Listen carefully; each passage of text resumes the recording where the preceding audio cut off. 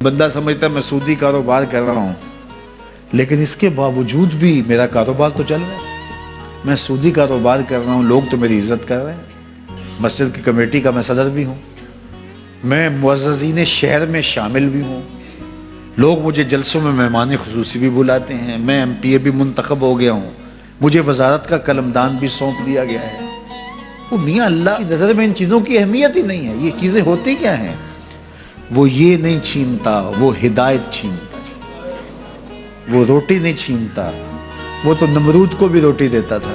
اس نے کبھی سورج کو منع نہیں کیا کہ اس کے گھر میں روشنی نہ کر، یہ حامان کا گھر ہے، یہ قارون کا گھر ہے، یہ میرے دشمنوں کا گھر ہے، اس کے گھر میں روشنی نہیں ہونی چاہیے۔ چاند کو کہتا ہے اپنی کرنیں بکھیر، سورج کو کہتا ہے اپنی روشنی بکھیر۔ جس طرح باجزید کے گھر میں روشنی ہوتی ہے، اس مکار کے گھر میں بھی ایسی روشنی ہوتی ہے، فرق نہیں پڑتا۔ تو وہ کرم نوازیاں تو نہیں رکتی، لیکن اللہ جب کسی سے ناراض ہوتا ہے تو اس سے ہدایت کی توفیق سلب کر لیتا ہے، تو اعلان جنگ ہوتا ہے۔ تو پھر وہ ٹکرے بھی مار رہا ہو تو اس کی رسم کی نماز ہوتی ہے، اس کا ماتھا جھک رہا ہوتا ہے، دل نہیں جھک رہا ہوتا، کیونکہ ہدایت سلب کر لی گئی۔ جب اندر سے روح ہی نکال لی جائے تو باقی بچتا کیا ہے؟ یہ بات ذہن میں رکھیے گا کہ اللہ تعالیٰ جل شانہ نے ہمیں جن کاموں سے روکا ہے، جن کاموں سے منع کیا ہے، ان کاموں کے کرنے میں ہمیں کبھی بھی بھلائی اور خیر نہیں مل سکتی۔ یہ ہم جب اچھی طرح سے ذہن نشین کر لیں، اگر اللہ پر ہمارا یقین اور یقیناً اس پر ہمارا ایمان ہے، تو پھر وہ امر جو اللہ کی طرف سے جن سے روک دیا گیا، تو ہم کبھی بھی ان کے قریب تک نہ جائیں، اور جن کاموں کے کرنے کا اسے حکم دیا گیا اس کی حکمتیں نہ بھی ہمیں معلوم ہو۔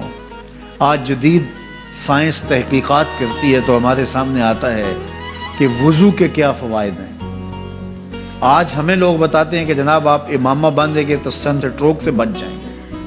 آج دنیا تحقیق اور جستجو کر کے نماز اور دوران خون اور جو ہے وہ نماز کی برکتیں اور کتنی بیماریوں سے نماز کے ذریعے سے بچنے کی کہانیاں سناتے ہیں۔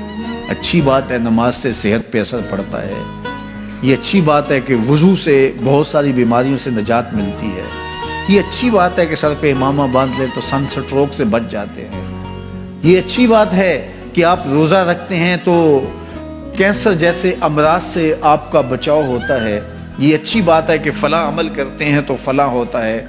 لیکن صاحب، ہم سن سٹروک سے بچنے کے لیے امامہ نہیں باندھتے، ہم محمد عربی کی ادا کے لیے باندھتے ہیں۔ دوران خون کے لیے نماز نہیں پڑھتے، ہم رب کے حضور سجدہ ریزی کے لیے اس کے حضور اپنی نیاز مندیوں کا سر جھکاتے ہیں۔